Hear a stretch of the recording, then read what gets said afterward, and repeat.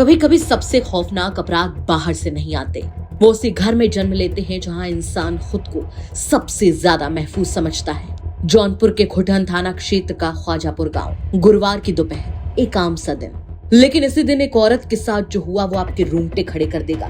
निशा घर में अकेली थी।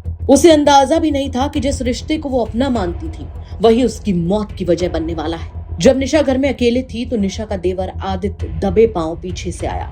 उसके हाथ में चाकू था, आंखों में गुस्सा और नफरत भरी हुई थी। कुछ ही पलों में चाकू चला और निशा को चीखने तक का मौका नहीं मिला।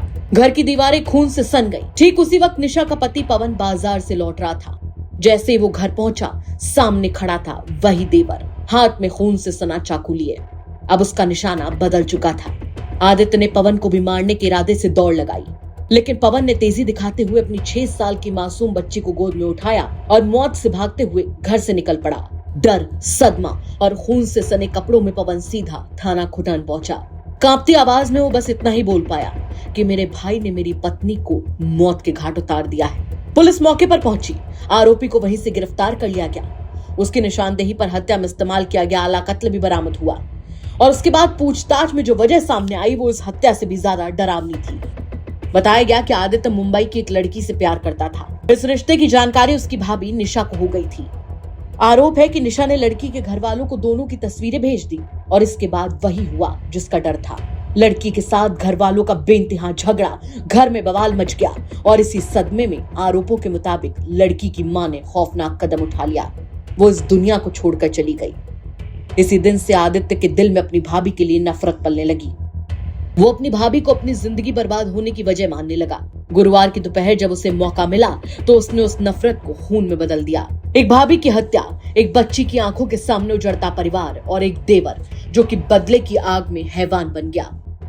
जौनपुर की घटना सिर्फ एक हत्या नहीं बल्कि इस बात की चेतावनी है कि जब गुस्सा और बदला इंसान पर हावी हो जाए तो रिश्ते भी उसे अपराध करने से रोक नहीं सकते। ग्राम ख्वाजापुर में एक हत्या की सूचना पे थाना प्रभारी खुटन व इनकी टीम वहाँ पहुंची। इस संदर्भ में जब जानकारी की गई तो ये ज्ञात हुआ कि सूरत में रहने वाले पवन मौर्य अपनी पत्नी निशा मौर्य व अपने चचेरे भाई आदित्य मौर्य के साथ करीब 5-6 दिन पहले ग्राम ख्वाजापुर में अपने नाना गुरुदीन मौर्य के घर पे आए हुए थे और यहाँ पे साथ में निवास कर रहे थे कि आज किसी बात को लेकर ये आदित्य मौर्य अपनी भाभी निशा मौर्य को चाकू से मार दिया। जानकारी की गई उसके बाद तो यह जानकारी प्राप्त हुई कि जो आदित्य मौर्य है इसकी गर्लफ्रेंड मुंबई में रहती थी और जिसके संबंध में जो निशा मौर्य है वो उसकी मां को इसके फोटोग्राफ वगैरह शेयर किए गए थे, जिसकी वजह से पिछले महीने आज ही के दिन 5/1/2026 को उस लड़की की जो माताजी हैं उन्होंने फांसी लगा ली थी मुंबई में। और उन्हीं का बदला लेने के लिए आज ये आदित्य मौर्य ने अपनी भाभी को चाकू मार दिया, जिसकी वजह से उनकी मृत्यु हो गई।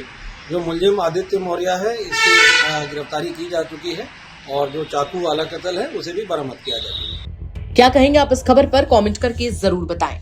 जौनपुर से आदित्य भारद्वाज की रिपोर्ट, यूपी तक।